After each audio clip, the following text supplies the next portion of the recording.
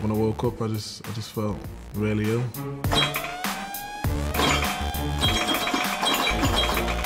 I try not to think about the people dying from it. Our body doesn't know how to protect itself against swine.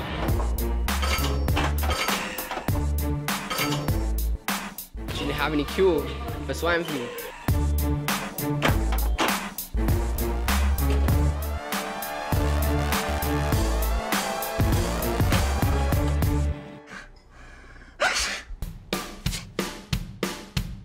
Thousands of UK schools and millions of students are at the front lines of a battle against a scary and unpredictable bug. I don't think it's that serious. It's affected my cousin. I really want to get it. I'm not worried about getting it. It won't kill me. In classrooms and corridors, battling the bug has become routine.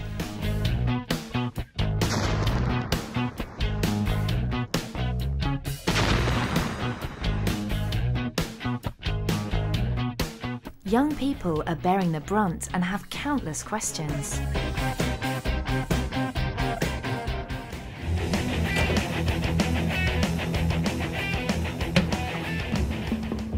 A pandemic is when lots of countries become infected by a spreading disease.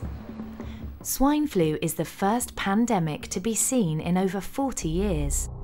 It has spread to over 150 countries. Pandemics come in waves and spread fear and confusion. It's made me quite scared of how bad it can get, and it's scary to know that maybe one of your family could get it, or even yourself. On buses, I'm sort of don't want to touch stuff, and I'm like, hold on to my friend.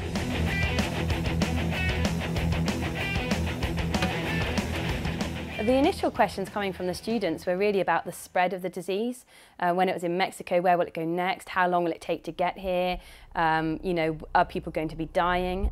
Dramatic reports of deaths in Mexico nearly caused worldwide panic.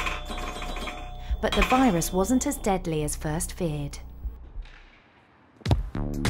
But there's no escaping the fact that people are dying, and young people are at greater risk. I'm scared of catching it.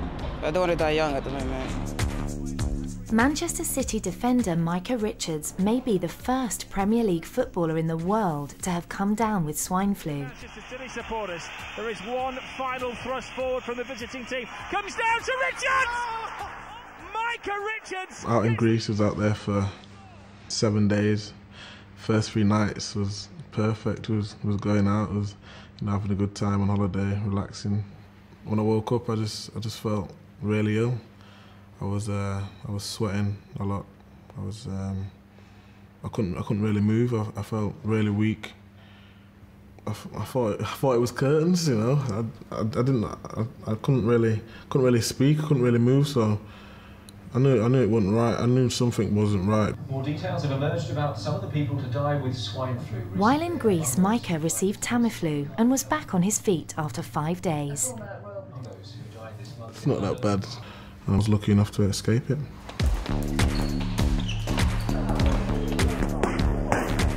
A year ago, I would just be walking, pressing the buttons on the telephones and that, but now I'm more careful.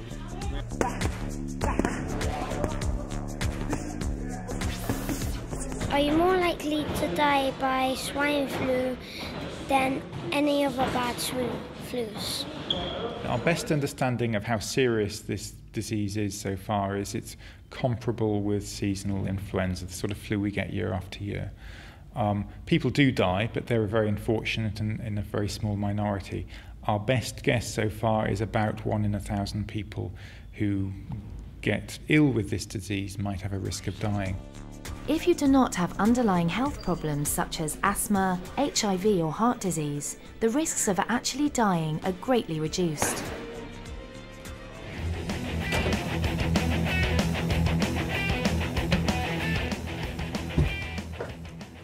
What's up, YouTube? Hold on. In your lungs is where the pandemic becomes personal.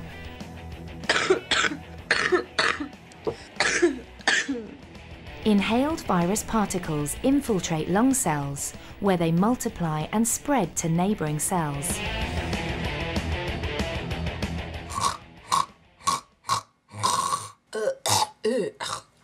Ow, gross. Anti-flu drugs, such as Tamiflu and Relenza, can help you recover sooner by holding back the spread of the virus particles.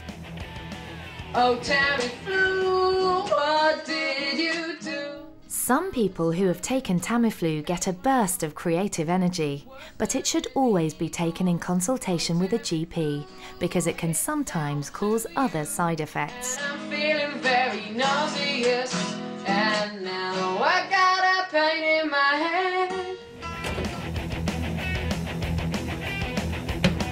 There are more cases in people sort of under the age of 18 than there are over. And I think that has to do with our behaviour, mixing. One theory about why young people are at greater risk assumes that there's more mixing between young people than between adults. The second theory that's coming out, and this is really from a research group in California, are looking at the experience that older people have in terms of being infected with influenza. Having encountered more strains of flu in their lifetimes, older people may have developed better defences.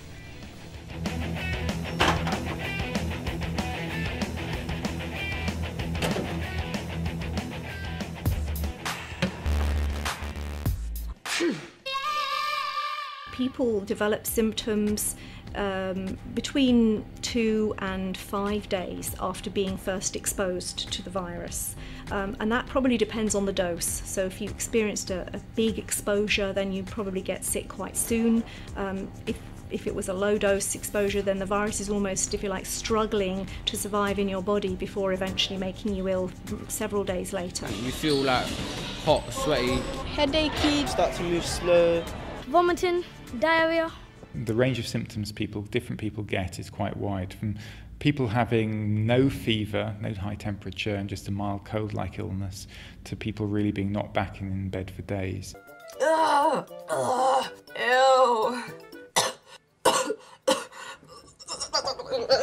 Any time from maybe the day before you felt ill to perhaps the day that you get better, you could be infectious to other people.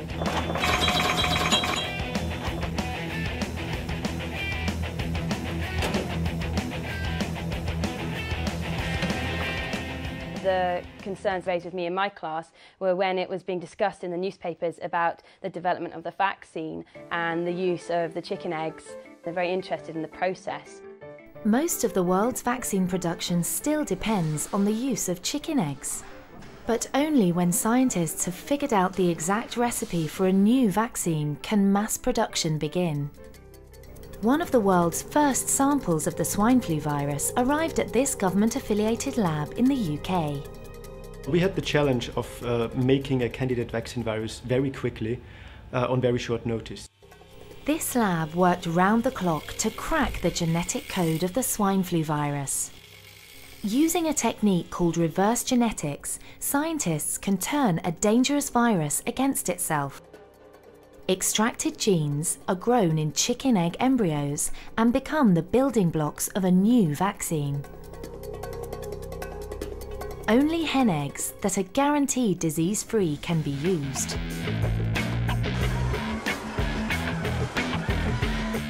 If we imagine that one egg is one dose, to create 120 million doses, you need 120 million eggs. And so that's not really feasible if you're trying to expand rapidly.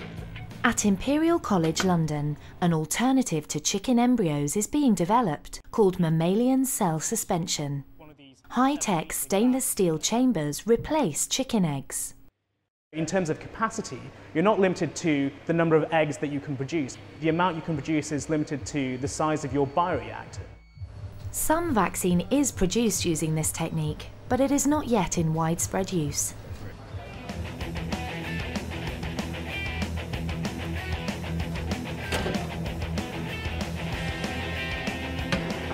How safe will that vaccine be? We don't want to be rushing into something and find that the vaccine itself might have side effects which we haven't been aware of or didn't predict. Using vaccines in these instances are difficult because you have to think about the risks versus the benefits.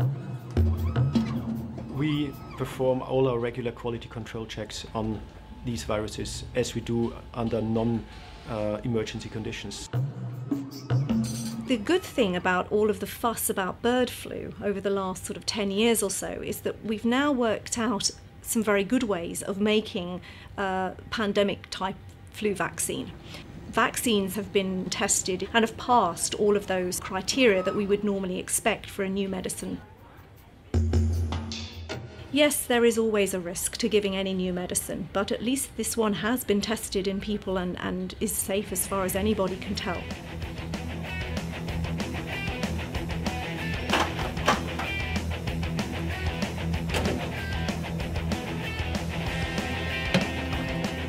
The vaccine they're developing based on the virus now, would it be effective if it mutates into the more virulent strain? This swine flu, will mutate. The swine flu virus could mutate to a less dangerous strain. Should it become more dangerous, there is no guarantee the vaccine for the current strain will work.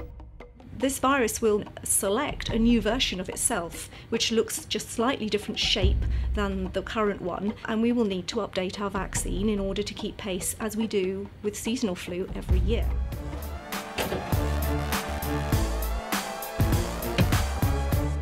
Initially, kids look at it from the optimistic point of, oh, school's going to be closed, and they think, yes, great, if someone has it, we're all off for weeks, and that's a positive thing.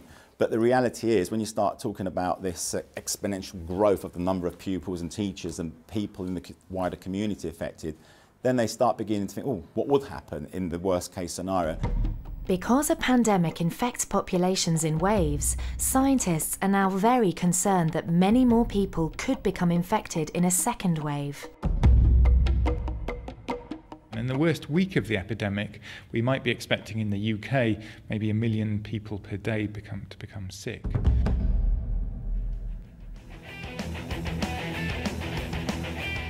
I think once students get to the age where they realise that perhaps the mutation of the virus into a more virulent strain is what people are concerned about, that's harder to kind of alleviate that anxiety, because that's just the unknown still. 1918 marks the end. In 1918 is the notorious influenza pandemic, where tens of millions of people died. I think the good news about all of these worst case scenarios are that even when you work with 1918 virus, as the people in the United States have done so, that virus is still susceptible to the antiviral drugs that we have today that we're using against swine flu. So despite the virus's incredible power, if you like, to replicate, if you use the right therapy at the right time, then you can still control it. Any new virus, no matter how pathogenic, we are absolutely confident that we can develop a candidate vaccine virus against any virus that emerges. Please don't touch me if you're infected, and if you're not, then I stand corrected. Oh yeah, I've been looking after myself, that's why. So stay inside till it's gone. I don't think swine flu is such a big deal like everybody's making it. I didn't go to school because it was cancelled. No, I'm not worried, I'm just a little bit cautious, so I don't want to catch it. To the hospital to get my shot. If you've got it, don't let it get you down. Just take it as it comes. Stay inside till it's gone. I hope you guys stay healthy, wash your nasty ass grimy hands, drink a lot of juice. Yeah, that's pretty much it. Bye.